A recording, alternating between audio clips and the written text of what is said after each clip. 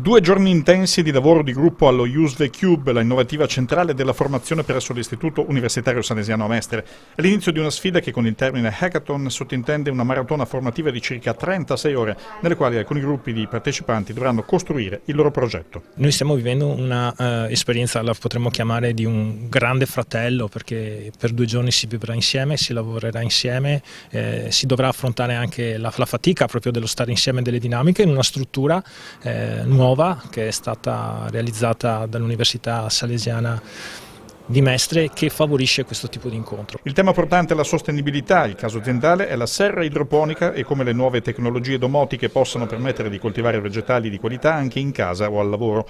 Dalle esperienze dirette dei protagonisti deve giungere lo spunto per un nuovo modello di autoproduzione di vegetali a chilometro zero senza pesticidi. Ed eccoli qui i partecipanti nel momento di avvio della maratona, nel quale sono tutti insieme, prima di dividersi in 5 gruppi da 4 elementi ciascuno. Con i docenti attenti a mischiare dove possibile le loro competenze, perché in questo caso in particolare il gruppo possa risultare particolarmente eterogeneo. Cerchiamo di mischiare età, generi, perché è importante appunto anche il tipo di attività. Sono professionisti con studenti, funziona molto meglio. Il primo giorno insegna qualcosa per il secondo giorno oppure la strada è già tracciata e non va modificata?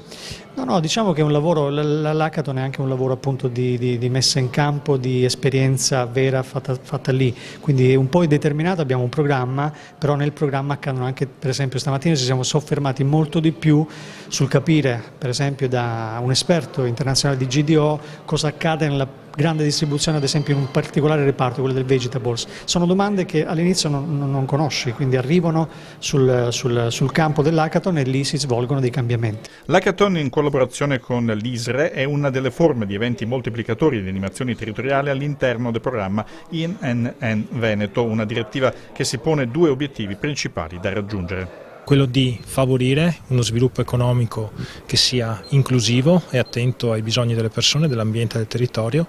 Il secondo obiettivo è quello di favorire il rientro di quelli che vengono chiamati cervelli in fuga, cioè persone che hanno portato le loro competenze in questo momento fuori dall'Italia e che hanno la possibilità e la volontà anche di rientrare. Cosa ha in più quindi questo per favorire anche questo tipo di rientro? In questo momento noi stiamo promuovendo dei momenti di incontro dedicati a lavoratori, a disoccupati, a studenti che permettono di lavorare su tematiche di innovazione sociale. Significa quindi lavorare insieme, in team, per favorire dei processi che siano processi non solo di sviluppo ma di anche progresso sociale. E quindi questa è un'attenzione particolare, perché in questa prima fase capiremo anche di quali competenze poi avremo bisogno per poter favorire questi rientri. Questa prima fase quanti appuntamenti prevede?